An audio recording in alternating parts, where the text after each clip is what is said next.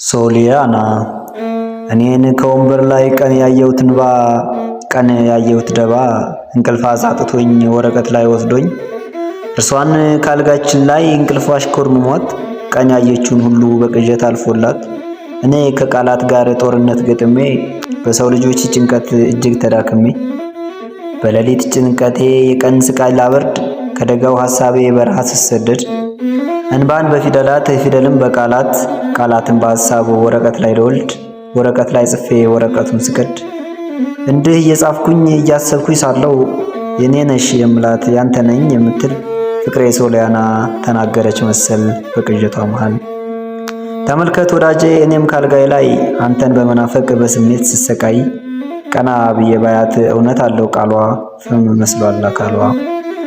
ከሌሊት ልብሶቿ ጡቷ ሾልኮ ወጥቷል፣ እጇ ተዘርግቶ እግሯ ተከፋፍቷል። ፍቅሯ ተሰውቶ ስሜቷ ተጎድቶ አንዳች ነገር አይቶ እንደፈራ ሕፃን ፊቷ ሲሸማቀቅ ጸጉሯ ሲበታተን ካልጋው ላይ ተጽፎ አየሁት እውነቷን።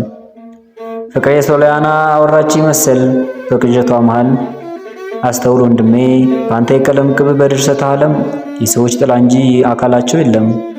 በአንተ ከንቱ ድርሰት በወረቀት ላይ የሰው እንባ ሳይሆን ያንተ ነው የሚታይ። በሌሊት ትጋት በድርሰት በግጥም በቀለም ሸራህ ላይ እኔ ውበቱ ነኝ በፍቅርህ ስሰቃይ። ይህ ሁሉ ቢሆንም ወደህ እንዳትመጣ በሌሊት ትጋትህ ሐዘንህ ሳይቀጣ በእኔ አልጋ ድርሰት ቅጽበታቶች አሉ ከሰው ዓለም የሚመሳሰሉ። በአንተ ቀለም ሸራ በድርሰትህ ጽሑፍ ዘመን ይታየኛል እኔን የሚያሳልፍ። ይህ ሁሉ ቢሆንም የሰዎችን እንባ አትጻፍ ግደለም፣ የፍጥረትን ሐዘን ስልህ አትዘልቅም።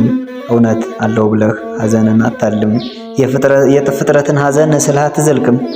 እውነት አለው ብለህ ሐዘንን አታልም። ያለቀሱም ሰዎች ሐቀኞች አይደሉም። ይልቅ የኔን ስሜት ያንተንም እንባዎች ሁለቱንም አሳየኝ።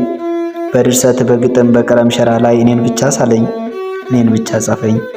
ያልተደሰተች ሴት በሚል መጽሐፍህ ዘላለም አሻግረኝ፣ ዘላለም ውሰደኝ፣ ዘላለም አኑረኝ። የኔን ሸምላት ያንተ ነኝ የምትል ፍቅሬ ሶሊያና ተናገረች መሰል በቅዠቷ መሃል። ገጣሚ ኤፍሬም ስዩም የጻፈው ነው። በቤኒቲም ተዘጋጅቶ የቀረበ